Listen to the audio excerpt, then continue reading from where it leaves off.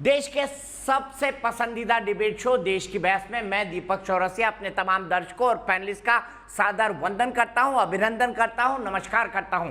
आप जानते हैं देश की बहस इकलौता बहस का शो है जो देश भर से दर्शकों को जोड़कर उनकी राय के आधार पर अपनी बहस की दशा और दिशा को आगे बढ़ाता है। हम आपको 3 सवाल देते हैं जिसके आधार पर ही हम तय करते हैं कि आज देश की बहस का टॉपिक क्या होगा। और आज देश की बहस की टॉपिक के लिए हमने आपको 3 सवाल दिए थे, लेकिन आज का सबसे प्रमुख मुद्दा जिसे आपने चुना है वो है प्रधानमंत्री का बड़ा संबोधन, जिसमें उन्होंने 2 बड़े ऐलान किए हैं। इन 2 बड़े ऐलानों के बारे में हम विश्लेषण करेंगे, हम चर्चा करेंगे, हम बहस करेंगे कि प्रधानमंत्री के इस बड़े फैसलों के बाद एक सबको फ्री वैक्सीन का अधिकार और दूसरा 80 करोड़ लोगों को नवंबर यानी दीपावली तक मुफ्त अनाज, इन दोनों का हम विश्लेषण करेंगे, हम इस पर बात करेंगे। प्रधानमंत्री नरेंद्र मोदी ने आज इस साल में दूसरी बार देश को संबोधित किया। अपने 32 मिनट के संबोधन में प्रधानमंत्री नरेंद्र मोदी ने 2 महत्वपूर्ण घोषणाएं की। उन्होंने कहा कि वैक्सीन का 75% खर्चा केंद्र सरकार उठाएगी, राज्यों को सिर्फ टीका लगाना है, राज्यों को पैसा नहीं खर्च करना, केंद्र वैक्सीन को प्रोक्योर करेगा और उसके बाद राज्यों को आगे देगा ताकि वो निःशुल्क टीकाकरण कर सके। लेकिन अगर आप अपने पसंदीदा अस्पताल या डॉक्टर के पास टीका लगवाना चाहते हैं तो ऐसी 25% वैक्सीन प्राइवेट अस्पतालों को दी जाएगी,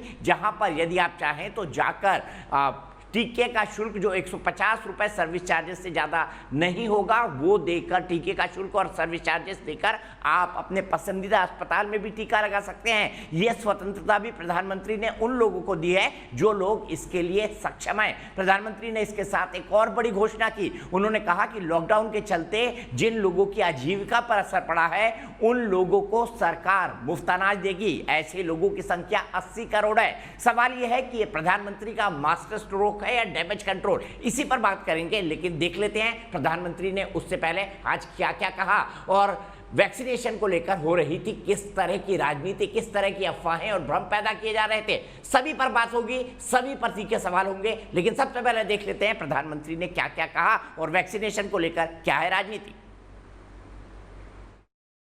सभी देशवासियों के लिए भारत सरकार ही मुफ्त वैक्सीन उपलब्ध करवाएगी।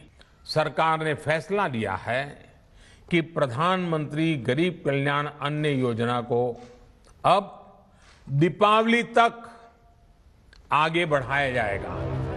प्रधानमंत्री नरेंद्र मोदी ने एक बार फिर कोरोना काल में 2 बड़े ऐलान कर देश को राहत देने का काम किया है।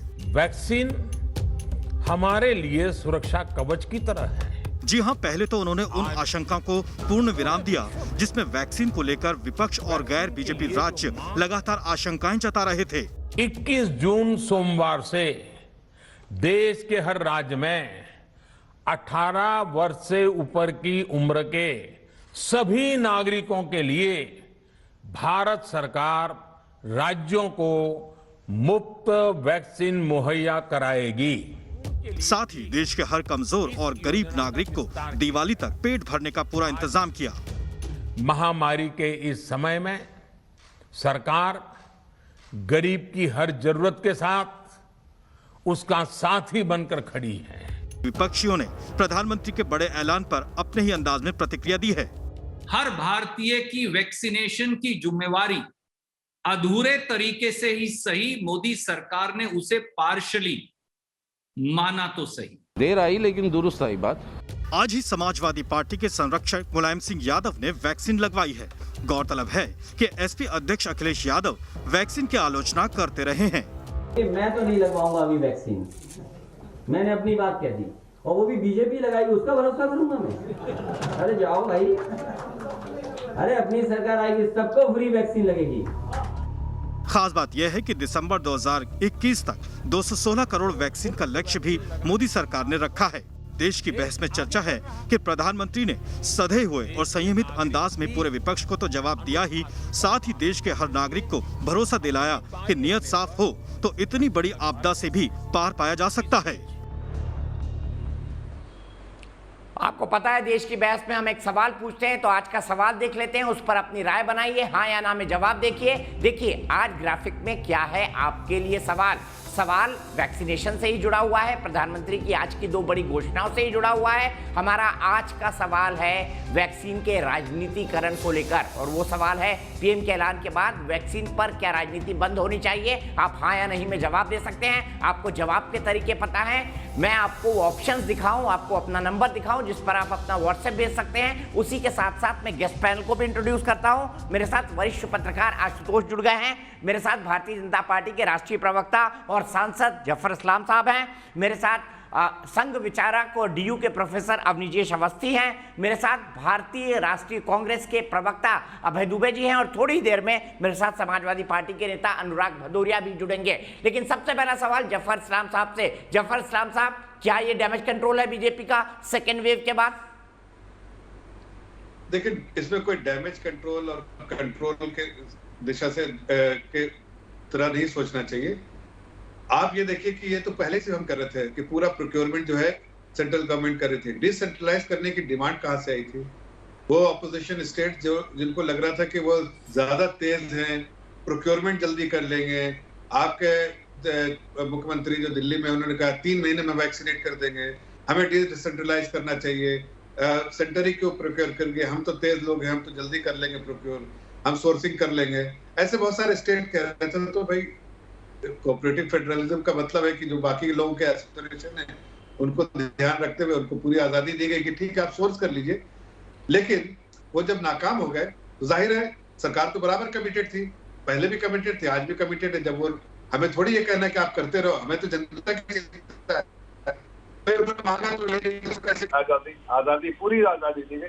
जब वो नाकाम हुए तो हम फिर से वापस जैसे कमिटेड थे वैसे कमिटेड है।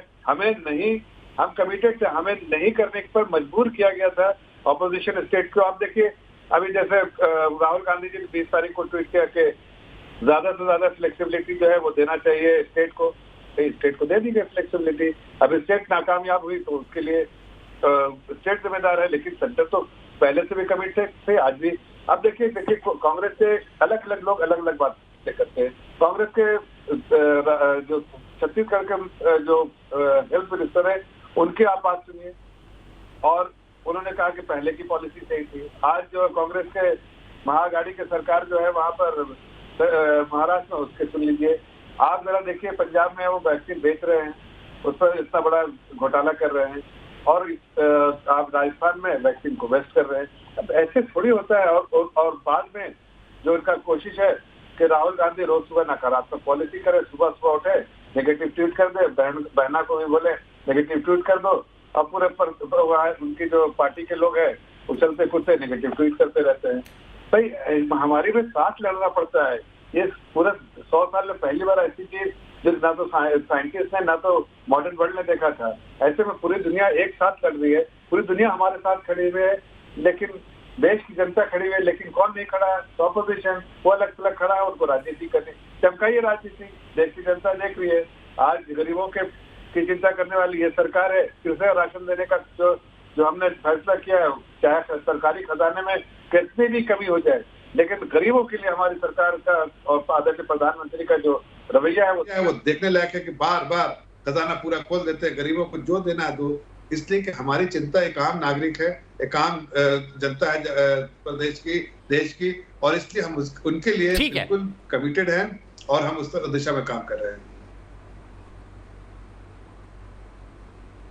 अभय जी, आपकी पार्टी ने मांग की थी कि दी जाए सब फ्री वैक्सीन। आपकी पार्टी लगातार कह रही थी, कई सारे चीफ मिनिस्टर्स ने प्रधानमंत्री को पत्र लिखा था, जिसमें उड़ीसा के मुख्यमंत्री नवीन पटनायक भी एक थे। लेकिन अभी अभी राहुल जी ने ट्वीट किया है, एक सीधा सवाल, अगर सभी के लिए टीके मुफ्त हैं तो निजी अस्पतालों को इनका शुल्क क्यों चुकाना चाहिए? राहुल गांधी, अब मुझे ये बताइए कि सब कुछ आपके मन मुताबिक हो गया तो इसके लिए कम से कम आज तो पीएम को आप बधाई दे देते। देखिए, इसमें तो कोई दो राय नहीं कि जैसा जफर भाई भी अभी भय युक्त होकर कह रहे थे, राहुल गांधी जी रोज ट्वीट करते हैं। राहुल गांधी जी के इस दबाव के चलते ही प्रधानमंत्री जी ने आज का निर्णय लिया। मगर दीपक चौरसिया जी, आज जब प्रधानमंत्री जी कुंठा, आत्मग्लानि और निराशा प्रदर्शित कर रहे थे अपनी असफलता की जो बीते दिनों पूरी सत्ता चुनाव में झोंक रही थी, उस दिन क्या हुआ मैं बताना चाहता हूँ। 6 जून को 5 जून की तुलना में 19,98,035 वैक्सीन कम लगे हैं। जब प्रधानमंत्री जी ये जो महोत्सव मना रहे थे ना वैक्सीन का, उस दिन भी जिस दिन उन्होंने घोषणा की कि 11 से 14 अप्रैल तक हम ये दिवस मनाएंगे, उस दिन 9,80,000 वैक्सीन कम लगे थे और उसके एक दिन पहले 3,80,000 वैक्सीन। तो ये सिर्फ जो टेलीविजन पर आकर घोषणाएं कर देना उससे काम नहीं चलेगा। अभी ये कह रहे थे कि सारी स्टेट्स को फ्रीडम दी, तो स्टेट्स को फ्रीडम दी, लेकिन सब्जेक्ट एक्सपर्ट कमेटी ने कौन सी वैक्सीन को अप्रूवल दिया था जो राज्य ग्लोबल टेंडर से कर लेते? क्या फाइजर को कर लेते वो? क्या नोवैक्स को कर लेते? क्या मॉडर्ना को कर लेते? आपने अनुमति नहीं दी। आपने स्पुतनिक को भी 2 बार रिफ्यूज किया। मैं एक बड़ा प्रकाश डालता हूं, मुझे उम्मीद थी कि आज प्रधानमंत्री जी कहेंगे जो आपने अपने प्रोमो में बताया कि दिसंबर तक 108 करोड़ लोगों जो एलिजिबल पॉपुलेशन है उसकी 216 करोड़ वैक्सीन ये ले लेंगे। मैं बताता हूं, कोविशील्ड, कोवैक्सीन और स्पुतनिक को सिर्फ अप्रूवल दिया है इन्होंने बायोलॉजिकल ई सब वैक्सीन को अप्रूवल नहीं दिया। भारत बायोटेक की नेजल वैक्सीन जिसका आज जिक्र प्रधानमंत्री कर रहे थे उसको अभी डिबेट हो रही है, तब तक भी अप्रूवल नहीं दिया है। जिनोवा mRNA वैक्सीन उसको अप्रूवल नहीं दिया है। जाइडस कैडिला वैक्सीन उसको अप्रूवल नहीं दिया, जिसको ये क्लेम करते हैं कि हम दिसंबर तक वैक्सीनेट कर देंगे। प्रधानमंत्री जी झूठ बोलना बंद कीजिए। आपने जो यूनिवर्सल इम्यूनाइजेशन प्रोग्राम है उस पर भी बड़ा झूठ परोस दिया। उन्होंने कहा कि जो 60 साल में हम नहीं कर पाया था भारत, हमने 90% अचीव कर दिया। अरे नेशनल फैमिली हेल्थ सर्वे 2005 की रिपोर्ट तो देख लीजिए जो 19-20 में आई है। उसने कहा है कि आपका प्रोग्राम इतना पुअर था कि अंडर नरिश बच्चे बढ़ गए, और जो 73.8% हमारा कवरेज था वो हाँ बढ़ा है जरूर, 77% तक हो गया, तो 4% आपने बढ़ाया, लेकिन 60% विश्व का वैक्सीन हिंदुस्तान में बनता है और विश्व की सबसे बड़ी कंपनी है Serum Institute of India. 39 crore vaccine हर साल प्रधानमंत्री जी हिंदुस्तान मुफ्त में लगाता है। तो आज जो आपने निराशा प्रदर्शित की वो ठीक नहीं है। आपने कहा अभी आरबीआई की रिपोर्ट आई, प्रधानमंत्री जी आप देख लेते 20 लाख करोड़ रुपए के पैकेज का खुलासा कर दिया है।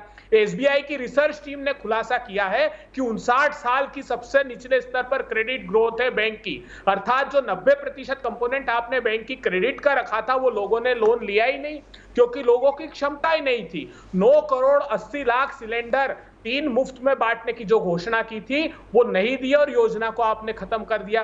2 करोड़ 47 लाख महिलाओं के अकाउंट में 500 रुपए प्रति महीना का जो कमिटमेंट 3 महीने तक किया था वो नहीं दिया प्रधानमंत्री जी। तो आप उद्बोधन बहुत अच्छा देते हैं, भाषण से प्रभावित हो जाते हैं, मगर वक्तव्य और व्यवहार में जमीन और आसमान का अंतर है प्रधानमंत्री जी। हम सब प्रसन्न तब होंगे जब आप आज ने जो आपने कहा है, चलिए भाषण से तो प्रभावित होते हैं भाई जी आप, चलिए किसी एक चीज से प्रभावित होते हैं प्रधानमंत्री के, भाषण से तो प्रभावित होते हैं आप। पूरा देश होता है और उसी के चक्कर में देश का ये हाल हुआ है। थोड़ा राहुल आप अगर भाषण के प्रभाव में नहीं आता तो ये परिस्थिति है। तो राहुल गांधी को भी ठीक है, मैं सीधे जफर भाई के पास चलता हूं। जफर भाई जी कह रहा हूं मैं कि राहुल ठीक है, जफर भाई से जवाब ले लेते हैं। जफर भाई वो कह रहे हैं कि हताशा और निराशा और कुंठा छुपाने की कोशिश की गई भाषण के अंदर। देखिए कांग्रेस पार्टी के पास एक कोई भी मुद्दा नहीं, मुद्दाहीन पार्टी, जो ये बात जो भी आता है मर्जी में बोलते रहते, लेकिन हकीकत तो है कि देश की जनता ने अगर ये उम्मीद जताई आदरणीय प्रधानमंत्री जी से कि हमें वैक्सीन फ्री मिल जाए तो अच्छा है। आदरणीय प्रधानमंत्री जी ने बराबर देश की जनता की आवाज सुनी है और उनके जो उम्मीदें हैं उन पे खरे उतरे हैं, उम्मीदों पर खरे उतरते हैं और बराबर उतरते रहेंगे। लेकिन राजनीति से परे रहना चाहिए ऐसे मौके में, महामारी के समय में। लेकिन अभी भी राहुल गांधी जी, देखिए राहुल गांधी क्यों नहीं पॉपुलर होते हैं, क्यों वो बार बार विफलता उनको साथ लगती है, क्यों इतने सारे इलेक्शन लड़ते हारे जाते हैं, क्यों? उसकी वजह सिर्फ एक है, वो जनता की भाई अब ये बता दो ना, चलो जनता की कितने पैसे अरे भाई देखिए जनता की जो चिंता होनी चाहिए वो नहीं करते, वो सिर्फ करते हैं पार्टी की चिंता। अरे 1200-1400 पार्टी तो प्राइवेट हॉस्पिटल, अरे भाई सुन तो 150 रुपए और मिला लो। एक मिनट सुन तो लीजिए, मैं कह रहा हूँ कि जनता की आवाज सुनिए। आप सुनते हैं पार्टी के और अपने परिवार की आवाज, उससे कैसे होगा भाई जनता के लिए? अरे आप लोग राजवाड़े के ऑक्सीजन पर झूठ बोला, कम से कम जनता की आवाज सुनिए, झूठ बोला। जनता की जितना आवाज सुनेंगे जनता आपको साथ देगी। इसलिए आज आदरणीय प्रधानमंत्री जी के साथ पूरी जनता, पूरी देश खड़ी है। प्रधानमंत्री जी अलग थलग आप खड़े हो, साथ खड़े होंगे हम उनके साथ खड़े हो वो जाएं। देश वो देश का साथ देना सीख लेते खड़े हैं, हैं। आप अलग थलग देश खड़े के हैं साथ भाई। खड़े नहीं होते समझ वो। लीजिए। अरे भाई आप अलग थलग अरे खड़े आपने हैं, ऑक्सीजन आपको एक्सपोर्ट ऐसा किया कि नहीं बताइए? आप कितना भी ऑक्सीजन कोशिश मैपिंग कीजिए, की क्या आपने? राजनीतिक देखिए, जब राजनीति सरप्लस थी चमकाने तो की महामारी के समय जिसने आपने राजनीति चमकाई, रेमडेसिविर एक्सपोर्ट तकलीफ के की समय नहीं जिसने की? राजनीति जब चमकाई, देश को ऐसी आवश्यकता महामारी थी जो तब सालों साल 100 साल उसका तक कभी प्रोडक्शन नहीं गिराया आई, कि नहीं जो बताइए? आज मॉडर्न वैक्सीन एक्सपोर्ट की कि वर्ल्ड नहीं में की? कभी ऐसी तो चीज देश देखी नहीं गई। पूछेगा उसके सवाल। बावजूद अगर आप ऐसी राजनीति चमकाने की कोशिश करेंगे तो क्या ठीक है, होगा? दोनों झगड़िए मत, दोनों झगड़िए मत। जनता का फैसला मैं तो- सर्वोपरि होता है प्रजातंत्र के अंदर। और जफर भाई और अभय जी, आप दोनों की अनुमति से मैं अपने पहले दर्शक उदित मोहन जी के पास जाना देखिए, चाहूंगा एक- गाजियाबाद में। एक- उदित जी एक- बताइए, एक- प्रधानमंत्री दीपक- के फैसले पर आप क्या कहेंगे? आपको कांग्रेस की बात ठीक लग रही है या बीजेपी की? जफर भाई आऊंगा उदित से, एक पहले जनता से उनकी राय जान लेते हैं, सबसे बेहतर होगा। मुझे भाजपा की बात ठीक लगती है और प्रधानमंत्री जी का आज का ये निर्णय बहुत अच्छा निर्णय है। उन्होंने वैक्सीनेशन को भी बहुत बड़े पैमाने पर आगे हवा दी है और जो गरीब जनता के हक में ये फैसला आया है कि उन्हें 80 करोड़ लोगों को पहले की तरीके से फिर से राशन उपलब्ध होगा, ये बहुत अच्छा काम प्रधानमंत्री जी ने आज अपने भाषण में किया।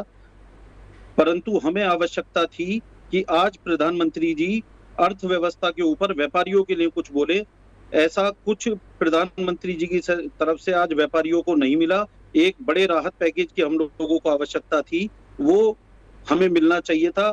हम आम जनता हैं, व्यापारी हैं। लॉकडाउन में सबसे ज्यादा जो आहत होता है, जो परेशान होता है, वो व्यापारी होता है। उसकी दुकानें बंद होती हैं, उसके बिजली के बिल, किराए, उसके ठीक बात बोली उदित जी आपने, ठीक बात बोली उदित जी आपने। और यहीं से मैं आगे बढ़ूंगा, सीधे आशुतोष के पास चलूंगा। आशुतोष बताइए, आपको नहीं लगता कि विपक्ष जो अभी तक वैक्सीन को लेकर एक अच्छी राजनीतिक कैंपेन चला रहा था, प्रभाव हो रहा था, इंपैक्ट पड़ रहा था दूसरी लहर के बाद कि शायद ये ठीक बोल रहे हैं, आज प्रधानमंत्री ने क्या विपक्षी उस कैंपेन की अब 3 घोषणाओं से हवा निकाल दी? आपको क्या लगता है? दीपक, मुझे लगता है कि सबसे पहले ये बात बिल्कुल सही कि प्रधानमंत्री ने कम से कम देर है लेकिन दुरुस्त है, एक सही फैसला उन्होंने किया। लेकिन लोकतंत्र के अंदर इस बात का भी तकाजा होना चाहिए कि ये फैसला कितनी देर से हुआ, और अगर 1.5 महीने पहले या 2 महीने पहले, 3 महीने पहले अगर कर देते तो शायद हजारों लोगों की जिंदगी बच सकती थी। इसका हिसाब कौन करेगा कि जो हजारों लोगों की जिंदगियां गई हैं, जो लोग जिन परिवारों से लोग गए, उनका हिसाब कौन करेगा? मैं डोनाल्ड ट्रंप को कोई बहुत बड़ा राष्ट्रपति नहीं मानता, लेकिन डोनाल्ड ट्रंप ने अमेरिका के लिए एक काम किया। उन्होंने दिसंबर के महीने में जो वैक्सीन का ऑर्डर प्लेस किया था, 60 करोड़ वैक्सीन का ऑर्डर प्लेस किया, दुनिया के जिस भी कोने से मिल सका उन्होंने किया। और भारत वैक्सीन का सुपर पावर हुआ करता है। इसको ध्यान रखिएगा, भारत वैक्सीन का सुपर पावर है। और हमारी हालत यह है कि हम आज जून 7 तारीख को देश के प्रधानमंत्री पॉलिसी लेवल पर तय करते हैं कि अब सेंटर जो है वो वैक्सीन खरीदेगी और राज्यों को देगी। कब यह ऑर्डर प्लेस होगा, कब इसका प्रोक्योरमेंट आएगा, कब लोगों तक जाएगा, इस दौरान कितने लोगों की जान जाएगी, इसका कोई हिसाब कभी इतिहास में नहीं हो पाएगा। दूसरी बात मैं कहना चाहता हूं कि सुप्रीम कोर्ट ने जिस तरीके से केंद्र सरकार की धज्जियां उड़ाई है, सुप्रीम कोर्ट ने भारत की वैक्सीन पॉलिसी के बारे में साफ तौर पे कहा, न तो नीति है न ही विजन है। ये सुप्रीम कोर्ट का कहना है। सुप्रीम कोर्ट ने कहा आपकी प्राइसिंग पॉलिसी क्या है, आपकी रजिस्ट्रेशन पॉलिसी क्या है, आपकी एक्सपोर्ट इंपोर्ट क्या है, आपका प्रोक्योरमेंट क्या है, पूरी धज्जियां उड़ा दी। सुप्रीम कोर्ट ने चार्जशीट लगा दी कि भारत सरकार के पास दरअसल वैक्सीन पॉलिसी नाम की कोई चीज थी ही नहीं। फिर तब उन्होंने कहा कि स्मेल द कॉफी, कि भैया ये रोज रोज जो बदलाव करते हैं उसको बंद करो। न जाने कितने हाईकोर्ट ने केंद्र सरकार पर लताड़ लगाई है। उसके बाद आज देश के प्रधानमंत्री आते हैं और कहते हैं कि हमने तो राज्य सरकारों नाकाम हो गए। अभी जफर साहब कह रहे थे राज्य सरकार नाकाम हो गए, कहां नाकाम हो गए भाई साहब, जरा इसका हिसाब देना चाहिए। वैक्सीन खरीदने की जिम्मेदारी आपने राज्य सरकारों के ऊपर डाली। राज्य सरकार कहां से वैक्सीन खरीदे, जब सारी इंटरनेशनल कंपनीज कह रही है कि भाई हम आपसे सौदा नहीं करेंगे, तो केंद्र सरकार सौदा करेंगे। इसके लिए कौन जिम्मेदार है? 1.5 महीने पहले पता न जाने कौन लोग हैं जो प्रधानमंत्री को गलत सलाहें देते हैं, गलत नीतियां उनसे बनवाते हैं। इन 1.5 महीनों में जिन लोगों की जानें गई हैं उसका हिसाब कभी नहीं दिया जाएगा। और आज खड़े होकर सब बड़ी बड़ी वाहवाही लूटने में लगे हुए हैं। उन परिवारों से पूछिए जिनके लोग मरे हैं, उन घर उन रिश्तेदारों से पूछिए, लेकिन उसका हिसाब नहीं होगा। तो मैं बार बार कहना चाहता हूं, आज भी भाषण में राजनीति ज्यादा थी। आप राज्य सरकारों ठीक है। को हर चीज के लिए जिम्मेदार आपने ठहरा दिया, जबकि राज्य सरकारों की कम से कम वैक्सीन प्रोक्योरमेंट में कोई गलती नहीं है। जो आज काम सरकार ने किया है, अगर यही काम दिसंबर के महीने में 216 डोजेस का ऑर्डर अगर उन्होंने सीरम इंस्टीट्यूट को दे दिया होता और दुनिया के मॉडर्ना और फाइजर को अप्रूवल दे दी होती, आज ये नौबत नहीं आती। ठीक है, मैं इसी का जवाब जफर इस्लाम साहब से लेता हूं। जफर इस्लाम साहब, आशुतोष तो कह रहे हैं कि ये देरी से लिया गया फैसला है, सुप्रीम कोर्ट के दबाव और डर के कारण लिया गया फैसला है। बिल्कुल नहीं। देखिए, आशुतोष जी भी जानते हैं अच्छे से, थोड़ा जाहिर है, और दुबे जी भी पढ़ कर आते हैं, इसलिए मैं इनसे बताना चाहता हूं कि दुनिया के जब वैक्सीन बनने की जो थोड़ी उम्मीद जागी, उसमें वेस्टर्न वर्ल्ड ने सबसे पहले जो है बुक कर लिया है। तो दुनिया के ऐसी कितने 100 कंट्री है जिसको आज वैक्सीन मिलने की कोई आसार नहीं है, कुछ पता भी नहीं कब वैक्सीन मिलेगा। लेकिन हिंदुस्तान इतनी बड़ी 20% आबादी में आपको वैक्सीनेशन करना, इतनी तेजी से वैक्सीनेशन करना, कि आपको बताता हूँ कि दिसंबर के मिडिल ऑफ दिसंबर में शुरू किया था जब यूएस ने, और आज देखिए वो 33 करोड़ पे और हम 24 करोड़ के आसपास है। तो इससे समझ में आता है कि हमने सोर्स भी किया, प्रोडक्शन भी बढ़ाया, प्रोडक्शन के जो फैसिलिटी सेटअप की, और साथ साथ जो है अब इम्पोर्ट भी कर रहे हैं इस तेजी से। तो कोई देर हमारे तरफ से कोई देर नहीं हुआ। लेकिन ये जरूर है कि जो लोग ऐसी बातें करते थे कि वैक्सीन लगाएंगे, ये बीजेपी के वैक्सीन है, जो हेजिटेंसी जो बार बार बढ़ा रहे थे, उनको कहीं ना कहीं पूरे तौर पर एक्सपोज हो गए। इसलिए कि देश की जनता को तो हम सुरक्षित करना मेरा फर्ज है और करेंगे। इस साल के आखिर तक जितने प्रोडक्शन शेड्यूल बने हुए हैं, जिसकी जानकारी कुछ है और नहीं है तो मैं दे भी सकता हूँ, कि उसके हिसाब से जो है हम कंफर्टेबली जो है इस बार दिसंबर तक सारे देश की जनता को जो है वैक्सीनेट कर लेंगे। जफर इस्लाम को करेक्ट करना चाहता हूं। अभय दुबे जी, भावना मूल जफर इस्लाम की यही है कि मोदी है तो मुमकिन है, वो कह रहे हैं, और आपको भी इंतजार करना चाहिए। अगर दिसंबर तक नहीं लगा पाएंगे तो खुद केंद्र सरकार एक्सपोज होगी। अभय दुबे जी, आशु मैं आ रहा हूं आपके पास। नहीं दीपक जी, ये प्रश्न एक्सपोज होने का नहीं है। देखिए, ये हमारी सबकी सामूहिक जिम्मेदारी और देश के नागरिकों के प्राणों की रक्षा का प्रश्न है। 70 करोड़ लोग इन्फेक्टेड हुए हैं, ये सीरोलॉजिकल सर्वे में पता लगा, और 42 लाख लोगों ने अपनी जानें गंवाई है, ये येल स्कूल ऑफ साइंस ने बताया है, ये disease for dynamics economic policy ने रिसर्च करके ये दोनों तीनों विश्वविद्यालय ना रिसर्च करके, जैसे आज का उदाहरण देता हूं मैं, गुजरात में इन लोगों ने 4000 डेथ बताई, जिस दौरान उन 71 डेज में दैनिक भास्कर ने स्मशान घाटों पर जाकर पता लगाया 1,23,000 लोग मरे। अहमदाबाद में अकेले एक महीने में एक ही शमशान घाट में 4000 लोगों की डेथ हुई, और ये पूरी स्टेट में बता रहे हैं। तो इस तरीके से एनालिसिस करने पर डेटा। लेकिन मैं एक बड़ा महत्वपूर्ण प्रश्न आपके सम्मुख रखता हूं। देखिए, यूके ने मई 2020 में एस्ट्राजेनिका से, जुलाई 2020 में फाइजर से, उसी प्रकार यूएस ने, यूरोपीय यूनियन ने, ब्राजील ने अगस्त सितंबर तक, मैक्सिमम 2020 तक अपनी सारी वैक्सीन बुक कर दी थी, और पॉपुलेशन की 2 गुना। लेकिन हिंदुस्तान ने जनवरी 2021 में जो पहला ऑर्डर दिया वो 11 मिलियन का दिया कोविशील्ड का, और 5.5 मिलियन का दिया कोवैक्सीन का। अगर उस समय प्रधानमंत्री जी ऑर्डर ये ज्यादा दे देते तो वो अपना प्रोडक्शन रैंप अप कर लेते। फाइजर ने अप्लाई किया था, लेकिन इन्होंने उनको अनुमति नहीं दी, उसने अपनी एप्लीकेशन वापस ली। स्पुतनिक को 2 बार रिफ्यूज किया। तो दूरदर्शी निर्णय नहीं लिया प्रधानमंत्री जी ने। लेकिन जब इनको लगा कि अब ये वैक्सीन की उपलब्धता नहीं हो पाएगी तो हाथ खड़े कर दिए। वोट मांगने हर राज्य में गए, बाकी राज्यों को कह दिया आप व्यवस्था कीजिए। अरे व्यवस्था कीजिए तो सब्जेक्ट एक्सपर्ट ग्रुप की कमेटी तो केंद्र सरकार के अधीन थी। राज्यों को थोड़ी अधिकार आपने दिए थे कि वो फाइजर को अप्रूवल दे दे और उनसे ग्लोबल टेंडर में ले ले। नहीं, आपने नियोजित रूप से सिर्फ पूरी सत्ता चुनाव में झोंक दी। और हिंदुस्तान, प्रधानमंत्री जी ने कहा कि हमने मेडिसिन की व्यवस्था की। प्रधानमंत्री जी 38,80,000 का प्रोडक्शन था रेमडेसिविर का पर मंथ का, वो प्रोडक्शन घटा उस दौरान और एक्सपोर्ट किया, आपने इंटरवीन नहीं किया। 6 करोड़ 64 लाख वैक्सीन विदेशों में भेज दिए, आपने अभय जी, आंकड़े में आप एक्सपर्ट हैं, मैं काउंटर नहीं करूंगा। नहीं दीपक जी, देखिए मैं अभ्यस्त नहीं हूं झूठ बोलने का। ठीक है, मैं हर वो बात सच्ची रख रहा हूं। नहीं बोलूंगा उसके बारे में, लेकिन मैं अवनीजेश जी के पास चलता हूं। अवनीजेश जी, बताइए, क्या ये अदूरदर्शी निर्णय है? ये आरोप लगा रहे हैं अभय दुबे। दीपक जी, मैं किसी के बीच में नहीं बोलता और मैं अपेक्षा रखूंगा कि बीच में ना कोई बोले। आशुतोष ने अभी कहा कि राज्यों पर ये जबरदस्ती थोप दिया गया, उन पर जिम्मेदारी डाल दी गई कि वो अपना वैक्सीन का इंतजाम खुद करें। फरवरी के महीने से 24 फरवरी को ममता बनर्जी ने लेटर लिखा, जिसके बाद उन्होंने रिट्रेट किया और अप्रैल के महीने के तमाम लेटर्स 11 अपोजिशन पार्टी के नेताओं के और लगातार 9 अप्रैल, 12 अप्रैल, 16 अप्रैल, 18 अप्रैल आनंद शर्मा हो, राहुल गांधी हो, ममता बनर्जी हो और बाकी नेता हो, इन सब के ट्वीट आप देख लीजिए कि सेंटर होता कौन है, हमें देना, इसके हमें क्यों नहीं देते, हम करना चाहते हैं, हम करना चाहते हैं, हमें देते कि नहीं, स्वायत्तता क्यों नहीं देते, हमें खरीदने क्यों नहीं देना चाहते, हमें खरीदने क्यों नहीं देना चाहते। ये सच है कि नहीं है? तो ये जिम्मेदारी उन पर डाल दी गई या लोकतंत्र जिसकी दुहाई आशुतोष जी ने खूब उछल उछल करके दी यहाँ पर, उस लोकतंत्र और संघीय व्यवस्था के कारण विपक्षी पार्टियों और राज्य सरकारों की मांग को स्वीकार किया। आज किसी ने कहा कि देर आए दुरुस्त आए, देर आए दुरुस्त आए वाक्य ठीक है, लेकिन ये वाक्य उन लोगों के लिए है जिन्होंने पहले ये कह करके कि राज्यों को ये दिया जाए, स्वायत्तता दी जाए, और उसके बाद अब कहा कि नहीं ये सेंटर की जिम्मेदारी है, सेंटर ही दे। तो सेंटर ने दोनों बातें मानी, एक बात नहीं, पहली बात भी मानी और दूसरी बात भी मानी।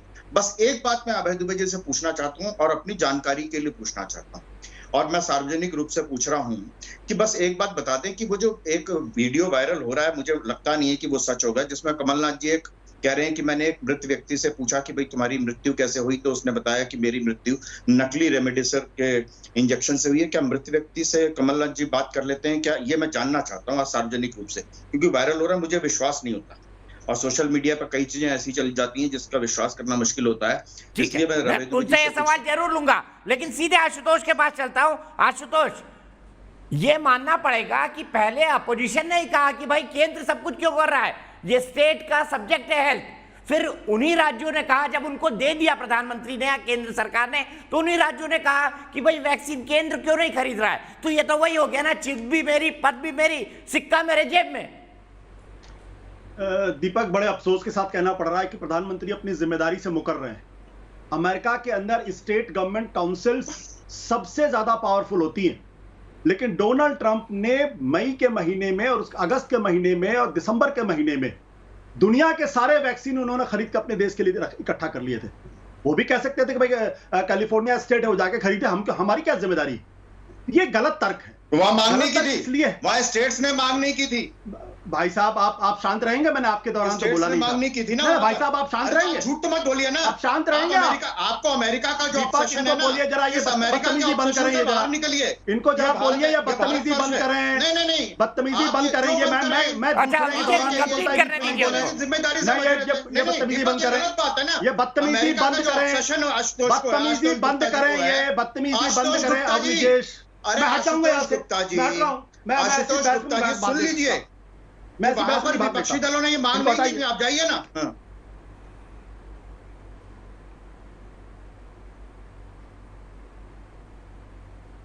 इनको जरा समझाइए कि किस आरएसएस की शाखा में ये सीख क्या है कि बीच में बोलते हैं। नाराज मत होइए, वापस आइए, अपनी बात पूरी करिए। पहले इनको तमीज सीखनी चाहिए। अब दूसरे के बारे में कहते हैं मेरे बीच में बोले नहीं, और अपने दूसरों के बीच में टपर बोलने किसने सिखाया इनको? किस आरएसएस की शाखा में सीख के आएंगे? वहां पे कहा था कि ये ट्रम्प की वैक्सीन है। इनको बोलिए जरा शांत रहे। प्लीज इनको बोलिए शांत रहिए। आप दोनों इंटेलेक्चुअल हैं, बुद्धिजीवी हैं, ये भी बताएं। नहीं, झगड़िए मत प्लीज। ये बदतमीजी करते हैं, ये बदतमीजी करते हैं। इनको बोलिए कहां से, कहां आप चुप रहेंगे, आप चुप रहेंगे, आप बदतमीजी नहीं करते। दीपक, अगर ये मुझे बोलने नहीं देंगे, मैं आपकी डिबेट में नहीं बैठूंगा। समग्रता में लीजिए। नहीं, मैं आपकी डिबेट में नहीं बैठता हूं, मैं उठ जा रहा हूं। समग्रता में। अच्छा, अवनीजय जी प्लीज रिक्वेस्ट कर रहा हूं, उनको कंप्लीट करने दें, रिक्वेस्ट कर रहा हूं अवनीजय जी।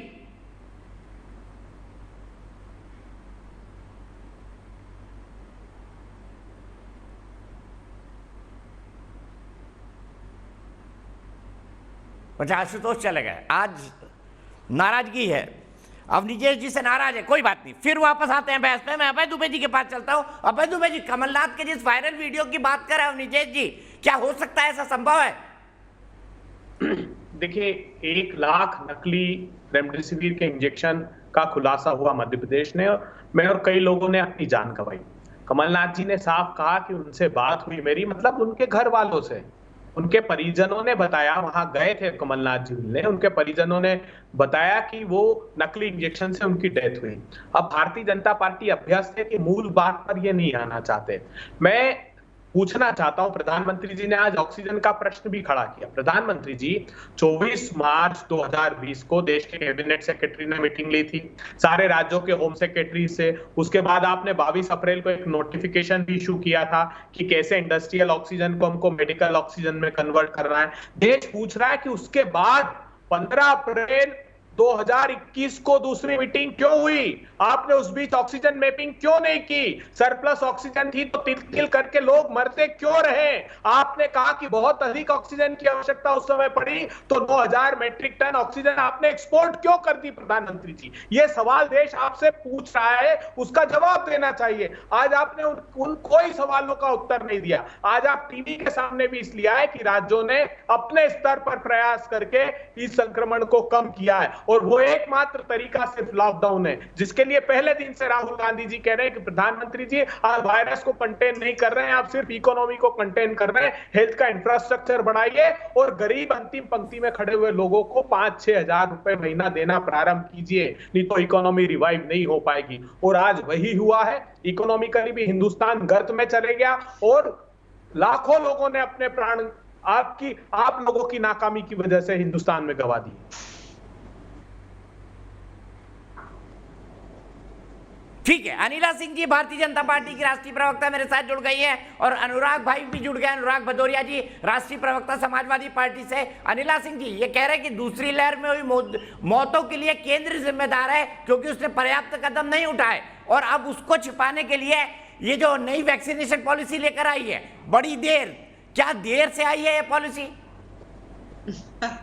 देखिए, ऐसा है कि जिस प्रकार से अपोजिशन के जो लीडर्स हैं, नेता हैं या प्रवक्ता हैं, पूरी फुल ऑन पूरा लंग्स को भरकर हवा ऑक्सीजन और चिल्लाते हैं, केवल ये सिद्ध करता है एक अनार 100 बीमार, यानी कि क्रेडिट लेने की इनकी होड़ लग गई है आपस में।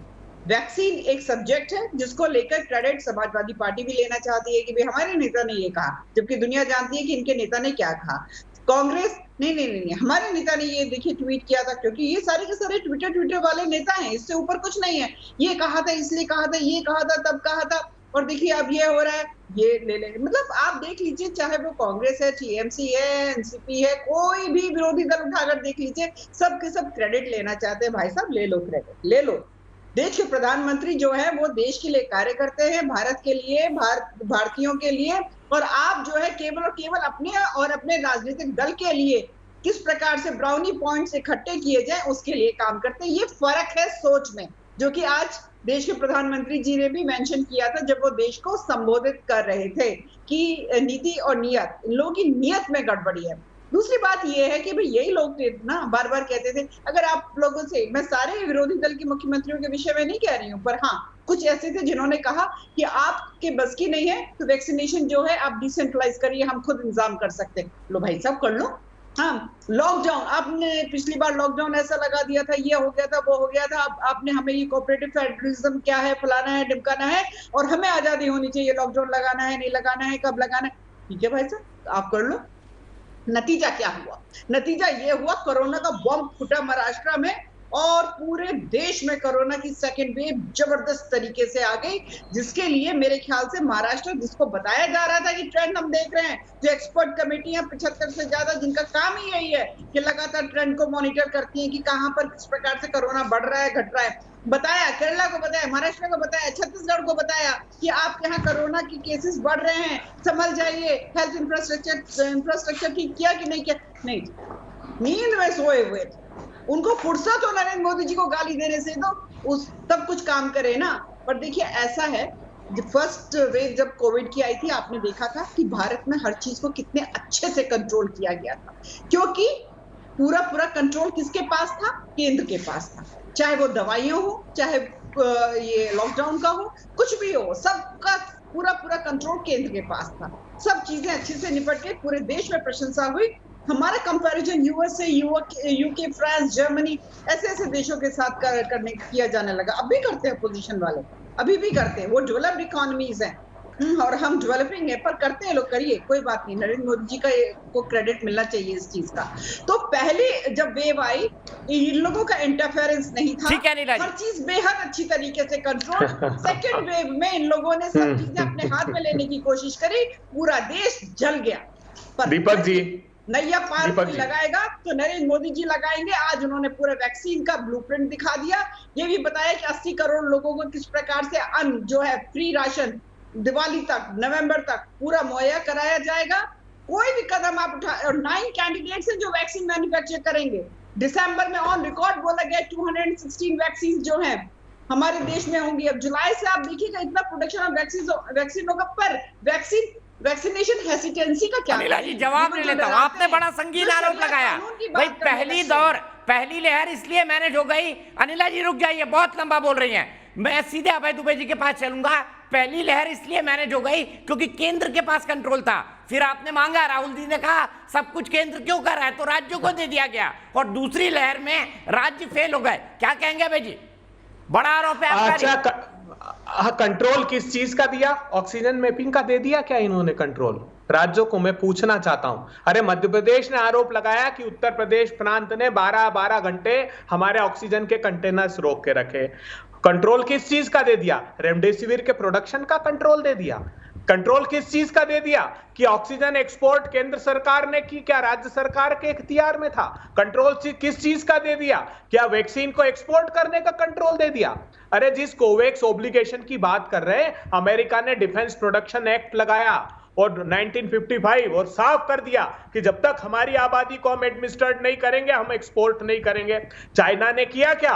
चाइना ने किए 9 करोड़ वैक्सीन, लेकिन कब? जब 34 करोड़ उनके लोगों को उन्होंने वैक्सीनेट कर लिया तब। यूरोपीय यूनियन ने किए 11 करोड़, लेकिन कब? जब 46% पॉपुलेशन को उन्होंने वैक्सीनेट कर लिया तब। हमने छोटी प्रसिद्धि अर्जित करने के लिए अपने देश की जनता को मौत की आगोश में डाल दिया प्रधानमंत्री जी ने। आप कह रहे हैं कि पहली में हमने कंट्रोल कर लिया। पहली में सिर्फ ताली थाली बजवाई आपने, कैमरे की लाइट जलवाई है, कोई मेडिकल हेल्थ इंफ्रास्ट्रक्चर खड़ा नहीं किया। सिर्फ जो आपने लोगों को घर में बंद कर दिया उससे कंट्रोल हुआ। दूसरी लहर में पूरी सरकार पश्चिम बंगाल का चुनाव लड़ने चली गई। इससे शर्मनाक बात हो सकती कि कुंभ का मेला आपने विसर्जित कराया अवधेशानंद गिरी जी महाराज से कहकर प्रधानमंत्री ने, और उसी दिन आसनसोल की रैली में चले गए और रैली में भाषण क्या देते हैं? लाखों लोग देखकर मेरा सीना गर्व से चौड़ा हो गया। जब मैं प्रधानमंत्री पद का चुनाव लड़ा था तब भी 1/4 लोग यहां पर आए थे, और जो रैली में दृश्य देखे वो इतने भयावह और डरावने थे। कोई सोशल डिस्टेंसिंग नहीं, कोई मास्क नहीं। ये शोभा देता है देश के प्रधानमंत्री जी को? महाराष्ट्र की सरकार फोन करती, बोले प्रधानमंत्री जी अभी रैली में व्यस्त हैं, जब आएंगे तब बात होकर आएगी। राज्यों ने अपने बूते पर जैसे तैसे संसाधनों को इकट्ठा किया। आरटीपीसीआर टेस्ट 15 लाख प्रतिदिन की क्षमता थी हमारी, एंटीजन टेस्ट 16 लाख प्रतिदिन की क्षमता थी हमारी। कितने टेस्ट हो रहे हैं? आज जब प्रधानमंत्री जी भाषण दे रहे हैं तो 19 लाख टेस्ट कम हुए, परसों की तुलना में कम। क्या बात करती है अनिला जी आप? केंद्र सरकार ने गंभीरता नहीं दिखाई इस महामारी की विभीषिका से, और अपने पाप धोने के लिए सिर्फ प्रतिपक्ष पर आरोप लगाते रहे। आप निरंतर आरोप लगाते रहे। ये अक्षम्य अपराध देश के साथ किया है। इतिहास जब भी लिखा जाएगा, ठीक है, मैं सीधे अवधेश जी के साथ चलता हूं। अवधेश जी क्या आप इस विश्लेषण से सहमत है अनिला जी के कि पहली वेव इसलिए कंट्रोल हो गई क्योंकि प्रधानमंत्री के हाथ में कंट्रोल था, और दूसरी इसलिए नहीं हो पाई क्योंकि राज्यों के हाथ में कंट्रोल था? देखिए दीपक जी, अगर जो केंद्र की में सत्ता जिसकी है और जो विपक्ष है, अगर उनके दावों प्रतिदावों में जाएंगे तो हम सच्चाई तक नहीं पहुंचेंगे। लेकिन ये बात सच है कि अगर पहले दौर में जिसमें अमेरिका में दुनिया में इतने भीषण संहार हुए, अगर प्रधानमंत्री अपने हाथ में नेतृत्व लेकर के लॉकडाउन लगाता है, आलोचना सुनता है, और हमारे देश में अत्यंत ही कम क्षति हुई इतनी भारी संख्या के बावजूद, तो इसका श्रेय किसको जाएगा? ये बहुत सामान्य सी बात है। अब विपक्ष इसकी जितनी आलोचना करे, उस समय तो कहा गया कि लॉकडाउन लगा के देश को डुबा दिया, लॉकडाउन लगा करके देश की इकोनॉमी ढह गई, सारी बातें हुई। हमारे मित्र आशुतोष जी बैठे हैं, अब मतलब इतने जिम्मेवारी से बात करते रहे। मैंने इनके भी डिबेट सुनी, कितनी आलोचना इन्होंने प्रधानमंत्री की थी, और हम लोगों को भी लगा कि भैया ये तो लगता है कुछ ज्यादा ही हो गया था। लेकिन अगर आज के समय में निष्कर्ष निकाले तो जैसे डोनाल्ड ट्रंप की अमेरिका में बहुत आलोचना हुई, लेकिन आज अमेरिकी मीडिया में कह रही है कि उस आदमी ने वैक्सीनेशन कराया। मॉडर्ना जैसी कंपनी को जो वैक्सीन के क्षेत्र में नहीं था, वैक्सीन बनाने की अनुमति दी, उसकी प्रशंसा हो रही है।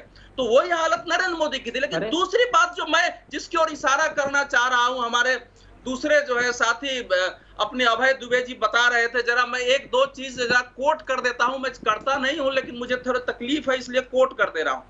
9 अप्रैल को राहुल गांधी जी ने प्रधानमंत्री को पत्र लिख के कहा कि राज्य सरकारों को अत्यधिक पावर वैक्सीन खरीद में मिलनी चाहिए। केंद्रीकरण जो है घातक प्रवृत्ति है। अंग्रेजी में लेटर है, पूरा लेटर मेरे हाथ में है। 7 अप्रैल को उन्होंने वैक्सीनेशन फॉर ऑल की मांग की थी। अब आगे आइए, आनंद शर्मा ने विपक्षी नेताओं का प्रतिनिधित्व करते हुए कहा कि we are a federal country, health is a state issue, the epidemic is separate, but when it comes to healthcare, the center cannot control, the center is not constitutionally mandated to set. अब उसके बाद सोनिया गांधी का भी इसमें आ रहा है कि उन्होंने लिखा कि भैया डिसेंट्रलाइजेशन होना चाहिए। लेकिन जब डिसेंट्रलाइजेशन हो गया तो सोनिया जी पत्र लिखती हैं कि भैया ये तो केंद्र ने अपना अधिकार छोड़ दिया। तो दीपक जी जवाब देने का समय दीजिए। एक सेकंड सुनिए। जिस देश में वैक्सीनेशन और कोविड जैसे महामारी को लेकर के इस देश के राजनेता इस प्रकार से पाखंड और गैर जिम्मेवार व्यवहार करेंगे, उस देश में क्या हो सकता है? आप देखते तो रहिए, देश कर दीजिएगा। दीपक जी मुझे अवसर दीजिए, बताइए ना फैक्चुअली गलत है। जिम्मेवार भूमिका विपक्ष को निभाना चाहिए कि नहीं निभाना चाहिए? अरविंद केजरीवाल ने मार्च में, अरविंद केजरीवाल अप्रैल में कह रहे हैं कि राज्यों को अधिकार दिया गया, मई में आकर राहुल गांधी जी ने चिट्ठी लिखी, सोनिया गांधी जी ने चिट्ठी लिखी। दीपक जी एक 10 सेकंड की चिट्ठी मेरे हाथ में है। हाँ लिखी। बोलिए अभय जी बोलिए, बिल्कुल बोलिए। अवधेश जी सुन लीजिए अभय दुबे जी की बात। बिल्कुल सुन रहा हूं। अब दीपक चौरसिया जी देखिए, दोनों चीजों का जवाब देता हूं। 2 बड़े अच्छे विद्वान पत्रकार हैं, अध्ययन करके आते हैं और बहुत अच्छा तर्क दिया। पूरे विश्व के वैज्ञानिक कह रहे थे कि जून जुलाई में अमेरिका में फर्स्ट वेव आई है, उसके 3 महीने बाद हिंदुस्तान में आएगी, और वही हुआ। सितंबर में हमारे यहाँ फर्स्ट वेव आई। फिर सारे साइंटिस्ट ने कहा कि अमेरिका का दिसंबर जनवरी में दूसरी वेव आई है और भयावह है। वो इसलिए कि वायरस में लगातार म्यूटेशन हो रहा था, उसके स्पाइक प्रोटीन्स के प्रोटोमर्स खुल गए हैं जो बहुत घातक हैं, और वही हुआ। उसके ठीक 3 महीने बाद हिंदुस्तान में प्रचंड वेव आई। अब जो ये बात कह रहे हैं अवधेश जी, मैं सहमत हूं। राहुल गांधी जी ने चिट्ठी लिखी तो इसका अर्थ क्या था? क्या राज्यों को सब्जेक्ट एक्सपर्ट ग्रुप की कमेटी ने अधिकार सौंप दिए? क्या फाइजर को अनुमति केंद्र सरकार ने दे दी? क्या मॉडर्ना को अनुमति केंद्र सरकार ने दे दी? क्या उस समय स्पुतनिक को अनुमति केंद्र सरकार ने दे दी? क्या उस वक्त नोवेक्स को अनुमति केंद्र सरकार ने दे दी? क्या जाइडस कैडिला की वैक्सीन को दे दी? किससे खरीदते राज्य? ये तो बता दीजिए। ग्लोबल टेंडर में किससे खरीदते? जब तक केंद्र की सरकार अनुमति नहीं देती, भारत का संविधान कहता है कि कोई राज्य किसी प्रकार की वैक्सीन नहीं खरीद सकते। तो राज्यों के पैर बांध दिए प्रधानमंत्री जी ने और कहा कि जाओ रेस में दौड़ लगाओ। तो क्या यह संभव होता है? यह षड्यंत्र हिंदुस्तान के राज्यों के साथ किया इस केंद्र सरकार ने। इस पर से पर्दा उठना चाहिए। आपका सवाल वाजिब था, मगर उसका सही उत्तर यह है कि राज्य सरकार तय नहीं करते कि कौन सी वैक्सीन को अप्रूवल दिया जाएगा। ये केंद्र सरकार की कमेटी तय करती जिसने अनुमति दी। अवधेश जी बताइए क्या ये षड्यंत्र था केंद्र का राज्यों के और अपोजिशन के राज्यों के लिए? बताइए अवधेश जी। दीपक जी, आप अच्छी तरह जानते हैं कि किसी राज्य को टीकाकरण खरीदने में कानूनी संवैधानिक रूप से कोई निषेध, किसी प्रकार का निषेध भारत के कानून और संविधान में नहीं है। क्या बात राजस्थान सरकार एक नतीजे पर पहुंच गई थी। पंजाब सरकार को 2 बार रिफ्यूज किया ने कहा फाइजर ने अपनी एप्लीकेशन विड्रॉ की। इसका अर्थ है आपको अज्ञानी नहीं है अवधेश जी, माफ कीजिएगा। सामने झूठ बोल रहे हैं। हम सब लोग भाव विवल आपके बीच में मैंने नहीं बोला है। देखिए, राज्यों ने अपनी कोशिश की, राज्यों को समझ में आया। पंजाब सरकार को स्पष्ट रूप से फाइजर ने कहा कि हम राज्य से नहीं साहब अप्रूवल नहीं दिया। सीधे जब तक देश अप्रूवल नहीं देगा कोई दूसरा देश वहां पर अरे सुनिए ना, मैं जो दूसरी बात कर रहा हूँ दीपक जी, अरे आपको पूरा वक्त दिया। टीकाकरण आरंभ हुआ था।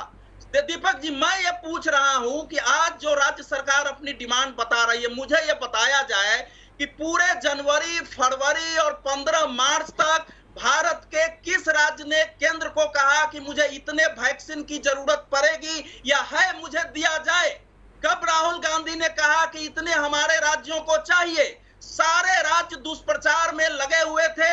बिल्कुल शशि थरूर से लेके आपने खुद देखा कि कैसे उसका दुष्प्रचार हो रहा था। और मैं अपने गांव से डिबेट कर रहा हूं, मेरा गांव बिहार के मुजफ्फरपुर जिले में है। मैं देख रहा हूं लोगों के अंदर वैक्सीनेशन को लेके कोई जोश नहीं है, एक भय व्याप्त है लोगों के अंदर। और मैं तीसरी बात कहूंगा एक और, कि कांग्रेस एक काम करे। देखिए, मैं सांप्रदायिक व्यक्ति नहीं हूं, हमारे यहाँ मुसलमान लोग आते हैं, मैं पूछता हूं कि आप वैक्सीन से क्या जरूरत है, हम क्यों वैक्सीन लें? वैक्सीन लेके लोग मर रहा है। हमारे पंचायत में भी, बगल में भी मुसलमान लोग वैक्सीन लेने के लिए तैयार नहीं है। इस समय देश के पक्ष और विपक्ष की जिम्मेवारी है कि हिंदू हो मुसलमान हो, एक विश्वास पैदा करे कि वो वैक्सीन ले। कांग्रेस और विपक्षी नेताओं के दुष्प्रचार जी, आपने अच्छा मुद्दा उठाया, हो गया हुआ है। अभय जी, मैं आऊंगा आपके पास। अनुराग जी को मैंने बिल्कुल वक्त नहीं दिया है, उनके साथ अन्याय होगा। अनुराग जी, अवधेश जी ने जो मुद्दा उठाया उसी को आगे बढ़ाते हुए, मुलायम सिंह जी ने आज बीजेपी की वैक्सीन कैसे लगवा ली? दिखाइए मुलायम सिंह जी की तस्वीर को। अखिलेश यादव ने कहा ये बीजेपी की वैक्सीन है, नहीं लगवाऊंगा, उनके पिताजी ने लगवा ली। बीजेपी की वैक्सीन कैसे लगा ली नेताजी ने? आप मुझे बोलने दीजिएगा, हाथ जोड़ के निवेदन है, जो आप ये बीजेपी के नेता तमाम बुला लेते हो, ये लिखते पत्रकार होते नेता है, तो इनसे जरा बचाइए फर्जी लोगों से। अब मैं बोल लूं तो मुझे बीच में टोक के आना। देखिए कैसे आप दिक्कत ये है बोल रहे हैं, बोल ली। अब किसी पर नहीं, बिल्कुल आप ना करिए, बिल्कुल बोलिए। फर्जी आप कह रहे हो? अरे यार, तुमसे 1.5 गुना तो हमारी उम्र है। अरे उम्र क्या हुआ? उम्र है तो गुना तो मेरी उम्र है। पत्रकारिता में मेरी अपनी एक शाख है, आपसे सर्टिफिकेट नहीं ना चाहिए। आप फर्जी बातें करते हो। बीजेपी के नेता बोले बताएंगे पत्रकार, तो लिखा करो ना मैं बीजेपी का सपोर्टर हूं। बदतमीजी कर, देखो आप बदतमीजी करो नहीं, आप लिखा करो बीजेपी के सपोर्टर, ये मत बोला करो। मैं जो बोल रहा हूं उसमें एक भी पंक्ति, अच्छा मुद्दे पे बात करते हैं ना, बताइए नेताजी ने बीजेपी की वैक्सीन क्यों लगा ली? थोड़ी बात करता है। नहीं, ये दूसरा दीपक जी आपत्तिजनक है। अरे गंभीर, आप गंभीर हो जाइए तो कम से कम कुछ काम हो जाएगा। फर्जी बैठे। अच्छा अवधेश जी, मैंने अनुराग जी को बोला, अनुराग जी व्यक्तिगत टिप्पणी नहीं प्लीज। हर आदमी अपनी राय रखने का अधिकारी हो, राइट की हो चाहे लेफ्ट की हो। अनुराग जी जवाब दीजिए मेरे सवाल का, नेताजी ने बीजेपी की वैक्सीन क्यों लगवा दी? मैं जवाब दे रहा हूँ, इनको चुप कराइए। बीजेपी के नेता जी प्रणाम। अवधेश जी, आप बीजेपी के नेता प्रणाम। आप चुप हो जाइए, मुझे बोलने दीजिए। देखिए, नहीं, आप शब्द प्रयोग करो सोच समझ के। मैंने आपको कभी अरे बीजेपी के नेता प्रणाम, नेताजी प्रणाम। आप मुझे बोलने दो, प्रणाम कर लिया, नेताजी बोल दिया। तो आप फर्जी शब्द क्यों प्रयोग करते हो? आप किसी को कहीं मिल जाएगी। अरे बीजेपी ने सुन लिया, आपको टिकट मिलेगी, कहीं एडजस्ट कर लेंगे, आपको भी कहीं कुछ देख लेंगे। आप बोलने दीजिए मुझे। अरे आप अपने टिकट के चिंता करो, निजी हमले क्यों करते हो? अरे बस मिल जाएगा, कहीं टिकट नहीं मिलेगा तो कहीं आपको हो जाएगा। अच्छा हो गया नेताजी प्रणाम। मैं खुल के जाऊंगा राजनीति में। नेताजी शांत नेताजी हो गया। नेताजी अब मुझे बोलने दीजिए। देखिए, मजेदार बात यह है कि बीजेपी की सरकार में आत्मनिर्भर एक शब्द दिया था, उन्होंने आत्मनिर्भर कर दिया। ये जनता कोरोना काल में एक दूसरे की मदद कर रही थी, सरकार ने कोई मदद नहीं की। एक सिलेंडर के लिए लोग एक दूसरे की मदद करने में लगे थे। जो समाज के अंदर सक्षम थे, जो मदद कर सकते थे, वो एक दूसरे की जान बचाने में लगे थे। और कुछ नहीं किया, सरकार एक सिलेंडर तक नहीं दे पाई। एक सिलेंडर तक नहीं, लोगों की जान निकल गई, आत्मा घुट गई, लेकिन सरकार कोई मदद नहीं कर पाई। तब तो कोई नहीं आया नेता। क्या वैक्सीनेशन फ्री में लगवाइए। आज मोदी जी ने इस बात को माना, सुप्रीम कोर्ट ने और विपक्ष ने बोला था पूरे हिंदुस्तान को वैक्सीन फ्री में लगनी चाहिए, आपने माना। चलिए, विपक्ष की बात मानी, इसलिए धन्यवाद। लेकिन 2 शब्द रोजगारी के लिए बोलते थे, महंगाई के लिए बोलते थे, जो लोगों की जान जा रही है लगातार यहाँ पे, जो आपने अभी बीजेपी प्रवक्ता करे। ठीक है, मान ली ना आपने मेरे सवाल का जवाब नहीं दिया। अवनीश जी से ये सवाल लेता हूँ। नहीं, अग्नेश वो फिर अनुराग भाई अवनीश जी से पूछ लेता हूँ, नेताजी ने बीजेपी की वैक्सीन क्यों लगवाई? अवनीश जी थोड़ा टाइम दे दो। अगर मुझे टाइम दे देंगे तो अच्छा रहेगा। मैं अपनी बात कह रहा हूँ, इतनी देर मैंने सुना है, मैंने चलिए 30 सेकंड और ले लीजिए, 30 सेकंड और ले लीजिए, 30 सेकंड और ले लीजिए, कोई दिक्कत नहीं, मुझे दे दीजिए। हाँ, देखिए दिक्कत यह है कि भारतीय जनता लग रहा था कि प्रधानमंत्री जी तो बंगाल के चुनाव में थे नहीं कहीं, वो गए नहीं थे, उनको पता ही नहीं है कि रैली वैली क्या होती है। हमेशा 2 गज दूरी, मास्क जरूरी की बातें हो रही थी और आज अलग बातें हो रही थी। तो मुझे समझ में नहीं आया कि भारतीय जनता पार्टी किस तरह की बातें कर रही है। मैंने पहले तो वहां भीड़ जुटाई, भीड़ जुटाने के बाद यहाँ कोरोना फैला है, पंचायती चुनाव हुए, कोरोना से लोगों की मौतें होगी, हमारे आपके रिश्तेदार मर गए। और इंसान, चुनाव तो आते जाते रहेंगे, प्रधानमंत्री जी, मुख्यमंत्री जी, चुनाव आएंगे जाएंगे, इंसान चला गया वो वापस नहीं आएगा। जिसका बाप चला गया वो वापस बेटे को नहीं मिलेगा, जिसका बेटा चला गया वापस नहीं आएगा। हमारी आपकी राजनीति चलती रहेगी। आप हम पे आरोप लगाओगे, हम आप पे आरोप लगाएंगे। आज कुछ आप चुनाव की बात कर रहे हैं, आप नहीं गए थे साइकिल चलाने कोलकाता, आप नहीं गए थे क्या ममता के प्रचार में? क्या बात करते हैं, अपनी बात भूल जाते हैं।